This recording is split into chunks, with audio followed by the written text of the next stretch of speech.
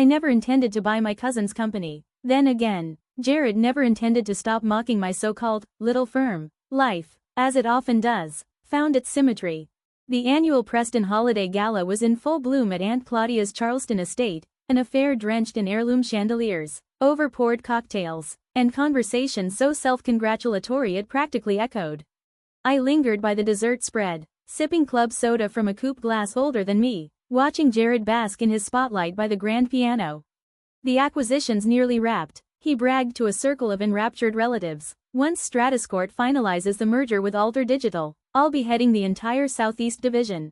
He adjusted his cufflinks like a man auditioning for a luxury watch commercial.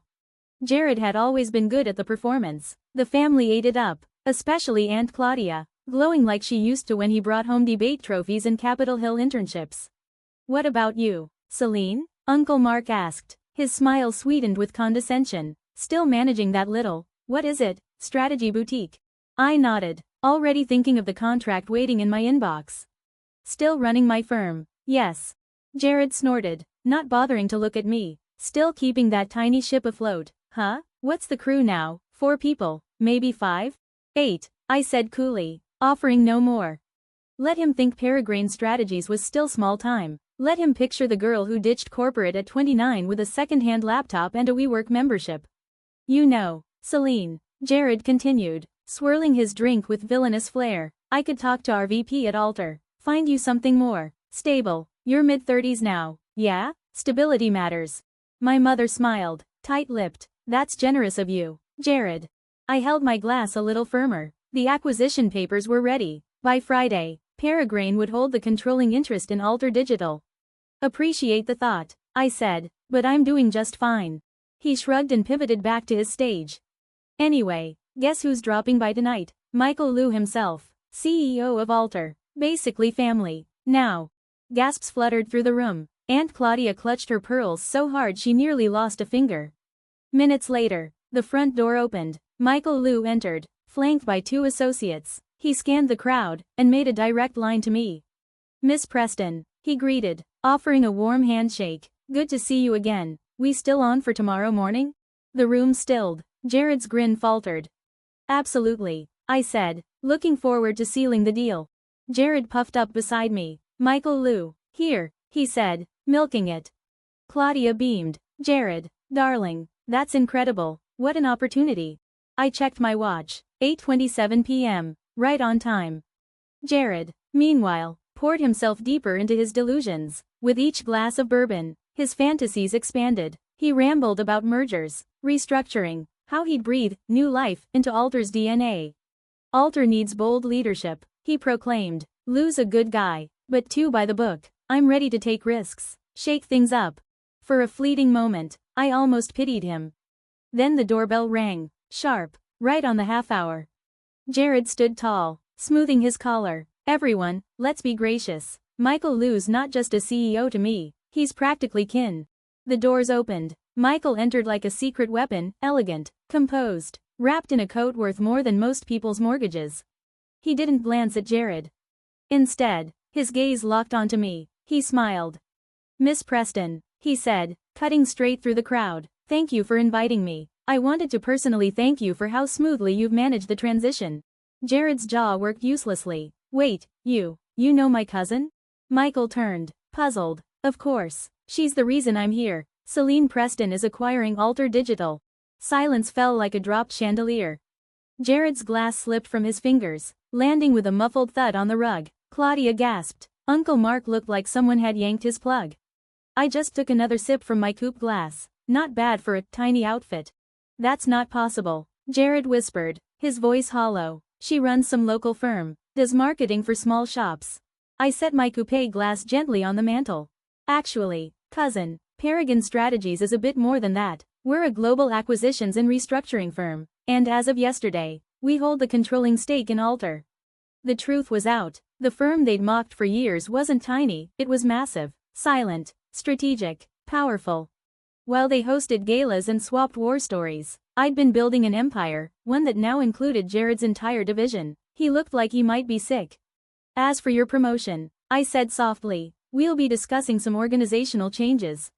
The room fell into a heavy silence. You could almost hear the delicate machinery of pride, assumptions, and denial grinding to a halt in everyone's minds. Jared remained frozen, his empty glass dangling from his fingers. Michael Liu, calm as ever, spoke as if he hadn't just shattered Jared's world. Excellent. Miss Preston's acquisition team was exceptionally sharp, he said, nodding toward me with a kind of professional respect my family had never shown. The way Paragon structured the buyout, timing, leverage, compliance, was masterful. He glanced at Jared. Your cousin is one of the most strategic minds I've worked with. Jared flushed from pale to crimson in seconds. This has to be a joke, he stammered, searching the room for backup. Celine doesn't, she can't. Can't what? I asked evenly. Can't run a multi-billion-dollar firm? Can't outmaneuver a legacy board? Can't be more than just your freelancing cousin who left a stable job chasing a pipe dream? Our aunt finally spoke, her voice fragile with disbelief. Celine, darling, why didn't you say anything? I turned slowly to face her. Because none of you ever asked, or wanted to hear it. Remember last Christmas? I added, when Jared joked about my internet hobby, and you all laughed like it was cute. Or the year before, when Uncle Mark suggested I take community college classes to get back on track. Uncle Mark winced. We were just worried about you.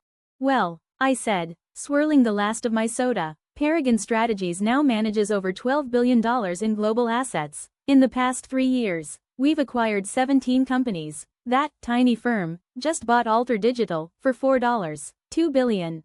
Aunt Lillian gasped. Someone dropped a cookie platter. Jared's face contorted, like he might actually scream.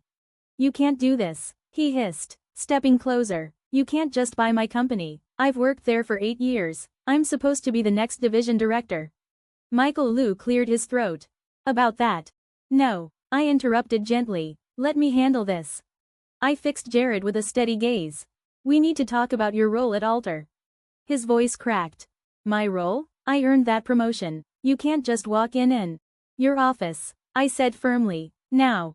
The crowd parted as I led him down the hallway. Murmurs and shocked whispers filled the space behind us. Jared slammed the door once inside, his executive mask crumbling fast.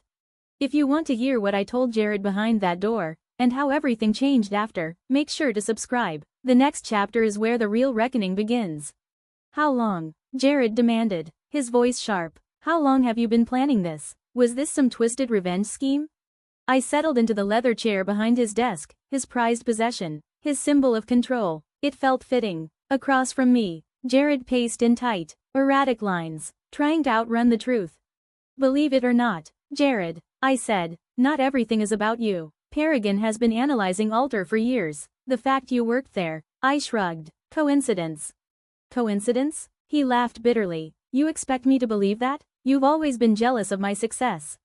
Without a word, I pulled out my phone and opened my banking app. A few taps later, I held the screen up, his eyes locked on the number and widened.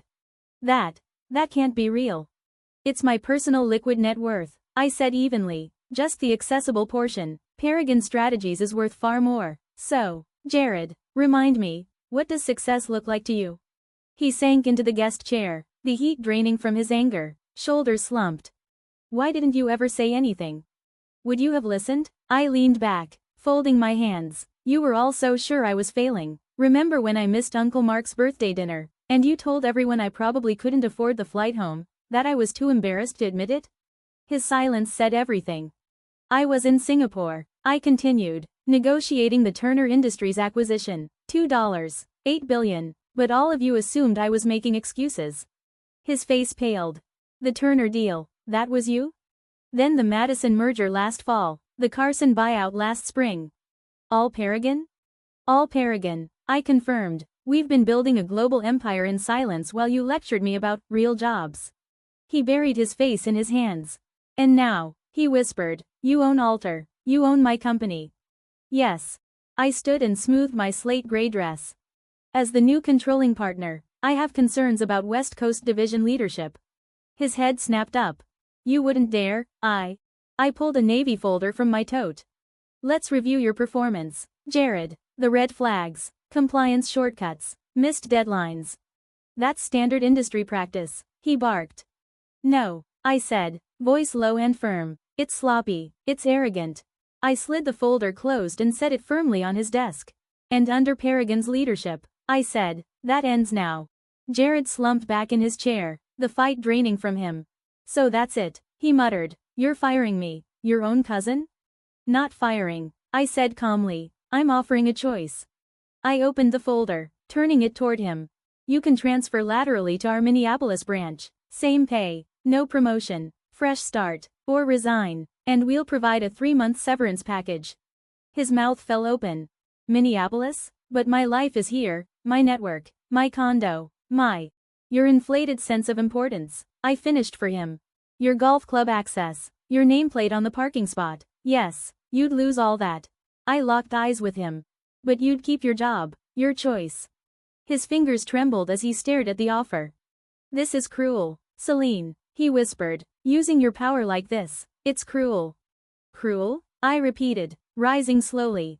Like mocking my business at every family dinner was cruel? Like calling me a failure behind my back? Like suggesting I become your assistant, that was cruel. Through the closed door, the party buzzed on, music playing, glasses clinking. No doubt they were still spinning the story, rewriting history, pretending they'd always seen my potential. You have until New Year's to decide, I said, heading for the door. Oh, and Jared? I glanced back. That corner office you love? I'm turning it into a wellness lounge. His face twisted, but I didn't wait for a reply. Back at the party, my parents stood near the fireplace with Aunt Lillian and Uncle Russ. Their conversation stopped the moment I entered. My mother stepped forward, arms open. Celine, sweetheart, we had no idea, all this time, and you've been so successful, why didn't you tell us? I hesitated, stepping back from her embrace. Would it have mattered, Mom, if it wasn't flashy or public? Of course it would, she said, too quickly. We're your family. No, I said gently, you're people who share my last name. Family supports without proof. Family listens, even when the story isn't impressive. My father cleared his throat. Celine, maybe we misjudged things, but we always wanted what was best for you. Did you? I asked. Or did you want what looked best to your tennis club circle? Michael Liu appeared, saving them from answering. Miss Preston, he said politely, I'm heading out. Early session tomorrow to finalize integration. Of course, I smiled. My team will have the paperwork on your desk by 9 a.m. As he left, I heard my mother whisper to Aunt Lillian, did you hear? She has a team. I nearly laughed out loud. Now they were proud. Now they were curious. Now that my success echoed through their social circles, they finally wanted to listen. A few minutes later, Jared emerged dazed and unsteady, heading to the bar. He poured 2 fingers of bourbon with trembling hands. The moment his glass hit the counter, cousins and uncles swarmed him with questions he couldn't answer. For once, he stayed silent. I gathered my clutch and coat. This wasn't how I wanted to reveal the truth, not at a family gala, not so publicly, but maybe that made it better, clean, final, impossible to dismiss. Leaving already? My father asked as I reached the door. But we've barely spoken. Tell us more about your firm, your acquisitions, your team. I glanced at my watch. I have a 6 a.m. flight to London, board meeting with a potential acquisition. But it's Christmas, my mother cried. Yes, I said softly. And for the first time, you all understand why I won't be here. No more assumptions I skip events out of shame. No more whispers that I'm broke or embarrassed. I'm leaving because I'm successful, because I've built something extraordinary. While you doubted me, I was becoming someone who didn't need your belief. I paused at the door, turning once more. Oh, and Jared? Remember when you said you'd put in a good word for me at altar? I let the silence hang. Don't worry, I think I'll manage. The look on his face nearly made up for a decade of condescension. Almost.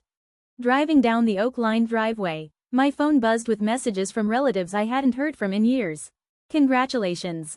Let's catch up. We always knew you were going places. I deleted every one.